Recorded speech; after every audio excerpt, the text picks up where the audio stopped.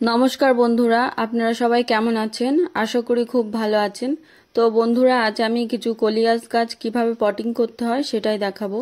তার জন্য আমি এখানে বালির মধ্যে কিছুটা জল ছিটিয়ে দিলাম। তারপর একটি কাঠির সাহায্যে কলিয়াস গাছগুলোকে একটা একটা করে তুলে নিচ্ছি। তো আমার আশেপাশে কোনো কাঠি ছিল না, তাই আমি এটার সাহায্যে গাছগুলোকে তুলে ফেলছি। আমি সব গাছ তুলব না, অল্প কিছু গাছ তুলে পটিং করে দেখাবো, না তো ভিডিওটি অনেক বড় হয়ে যাবে। দেখুন বন্ধুরা, গাছগুলোকে তুলে নিয়েছি, তুলে জলের মধ্যে চুবিয়ে নিয়েছি যাতে বালিটা ধুয়ে যায়। গাছগুলো একটু ভালো করে দেখুন কতটা হেলদি, প্রত্যেকটা গাছে কতটা সুন্দর কালার দেখেছেন, আর গাছে শিকড়টাও খুব সুন্দর বেরিয়েছে। আমার এই গরমের সময় গাছগুলো কাটিং থেকে চারা গাছ তৈরি করতে সময় লেগেছে 16 দিন মতো। দেখুন শিকড়টা কতটা সুন্দর বেরিয়েছে, আপনারাও এইভাবে করতে পারেন। তো এখন গাছগুলো পটিংয়ের জন্য মাটিটাকে রেডি করে দেখাবো। দেখুন কিভাবে মাটিটাকে রেডি করছি। আর এই গাছটির কালারটা দেখুন কতটা সুন্দর, প্রত্যেকটা কিন্তু আলাদা আলাদা গাছ, আলাদা আলাদা কালার। দেখেছেন কতটা সুন্দর সুন্দর কালার হয়েছে গাছগুলোকে এখন আমি সাইডে রেখে এখন মাটিটাকে রেডি করে নিচ্ছি। দেখুন প্রথমে কিছুটা মাটি নিয়ে নিলাম, তো এরপর কিছুটা ভার্মি কম্পোস্ট নিয়ে নেব। দেখুন এই যে এখন ভার্মি কম্পোস্ট নিয়ে নিচ্ছি।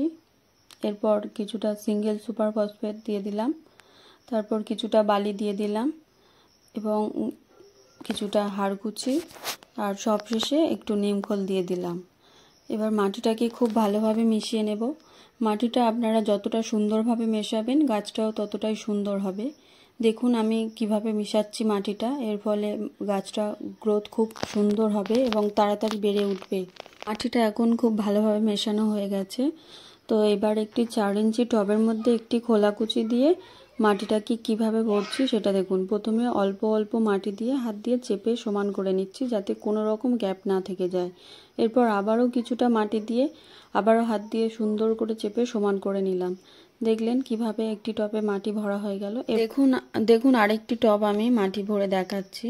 তো এই গাছগুলোর জন্য আপনারা 7 দিন পর পর খোল জল দেবেন, আর 7 দিন পর পর ডিএপি দানাও দেবেন। এছাড়া অন্য কোনো সার ইউজ করার কোনো প্রয়োজন নেই।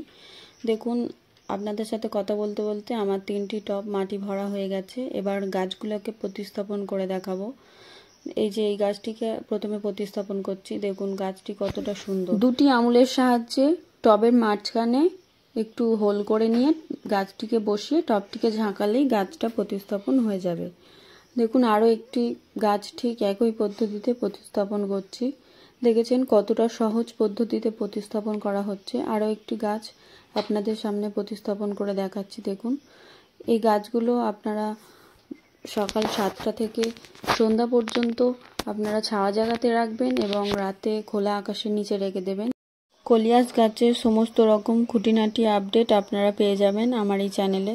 যারা যারা এখনও পর্যন্ত আমার চ্যানেলটিকে সাবস্ক্রাইব করেননি তারা অবশ্যই করে চ্যানেলটিকে সাবস্ক্রাইব করে দিন। আর এরকম নতুন নতুন গাছের ভিডিও আপনারা দেখতে পাবেন।